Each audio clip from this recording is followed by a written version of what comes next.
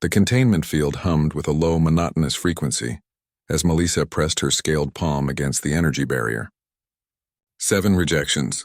7 different species had examined her, prodded her, scanned her with their various technologies, and all had reached the same conclusion: defective merchandise. The Zephyrian traders had been particularly cruel in their assessment. Cognitive dissonance detected. Their lead examiner had clicked through his mandibles. This specimen shows signs of independent thought beyond acceptable parameters. Returned to holding. Now she sat in the dimly lit cargo bay of the transport vessel Prophet's Edge, surrounded by other defective beings destined for the recycling stations of Kepler 442b. The journey would take another 14 standard cycles. And then, nothing. The thought didn't frighten her as much as it should have. After 3 years of being passed from trader to trader, examination to examination, Melissa had grown numb to the concept of her own mortality. Her species, the Thalassians, were prized throughout the galaxy as perfect companions, intelligent enough to be interesting, docile enough to be compliant, and empathic enough to anticipate their owner's needs. But Melissa had been born with a flaw that made her worthless in the eyes of potential buyers. She possessed what humans called a rebellious spirit. The cargo bay door hissed open, interrupting her melancholic thoughts. A figure stepped through, tall, bipedal, wearing the simple brown uniform of a freight inspector. Melissa had seen dozens of different species over the years, but this one was unfamiliar. His skin was a warm tan color, his hair dark and unruly, and his eyes held an intensity that made her gill slits flutter nervously. "Let me see the manifest," the inspector said to Captain Vorth, his voice carrying an odd accent. The Huranian captain reluctantly handed over the data pad, clearly annoyed by the unexpected inspection. "Routine check, human," Vorth growled. "All cargo is properly documented and destined for approved recycling facilities." Human. Melissa had heard of them, a relatively new species that had recently joined the Galactic Trade Consortium. They were known for their unpredictability and their strange habit of forming emotional attachments to other species. The human, his badge read Inspector Barris Chen, scrolled through the manifest with practiced efficiency. His eyes moved from the data pad to the various containment fields, cataloging each prisoner with clinical detachment. When his gaze reached Melissa, however, something changed. He paused, his expression shifting from bureaucratic indifference to something she couldn't quite identify. "This one," he said, pointing at Melissa's containment field. "What's her designation?" Captain Vorth consulted his secondary tablet.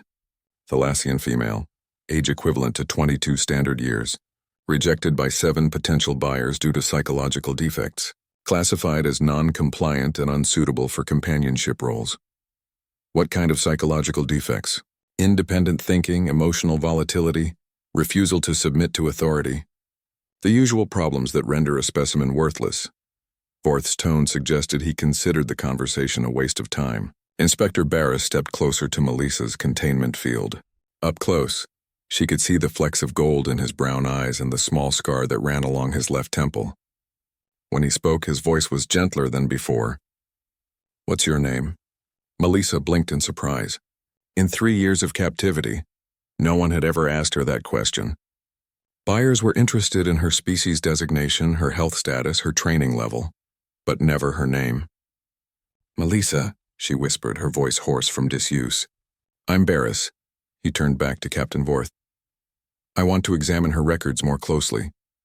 The captain's chitinous exoskeleton clicked irritably. "Inspector, with respect, you're here to verify cargo manifests, not conduct detailed examinations of defective merchandise. We have schedules to maintain. And I have protocols to follow." Barris's voice carried the unmistakable tone of someone who wouldn't be deterred. "Transfer her to Examination Bay 3. I need to run some tests." 20 minutes later, Melissa found herself in a sterile white room, free from the containment field for the first time in months. Barris sat across from her at a simple metal table, a recording device between them. His approach was unlike anything she had experienced with previous examiners. "Tell me about yourself, Melissa. Not your species profile or your training scores. Tell me about you."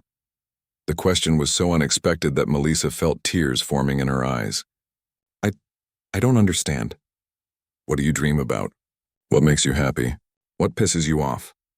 Despite herself, Melissa found herself talking about her memories of the Thalassian homeworld's crystal caves, about her love of ancient poetry, about her anger at being treated as property, about her dreams of seeing the stars not as destinations to be sold at, but as wonders to be explored. Barris listened without interruption, occasionally nodding or asking follow-up questions. When she finished, he leaned back in his chair and smiled, the first genuine smile anyone had directed at her in years. "Melissa," he said, "there's absolutely nothing wrong with you. You're not defective. You're exactly what you're supposed to be." But the others said, the others were looking for a slave. "I'm looking for a partner." He stood up and walked to the room's communication panel. "Captain Vorth, this is Inspector Chen. I'm invoking Section 847 of the Galactic Trade Code." Vorth's voice crackled through the speaker. "What are you talking about, human? Any consortium citizen has the right to claim ownership of condemned cargo upon payment of recycling fees plus administrative costs. I'm claiming the Thalassian female." There was a long pause. "You want to buy defective merchandise?" Barris looked at Melissa, his eyes twinkling with something that looked suspiciously like mischief. "She's not defective, Captain. She's perfect. And her name is Melissa." As the paperwork was processed and the credits transferred, Melissa felt something she hadn't experienced in years: hope. When Barris extended his hand to help her up from the examination table, she didn't hesitate to take it. "So," he said as they walked toward the docking bay where his ship waited, "how do you feel about seeing the universe? I could use a co-pilot who thinks for herself." Melissa squeezed his hand tighter. For the first time in her life, being defective felt like exactly what she was meant to be. The stars had never looked so bright,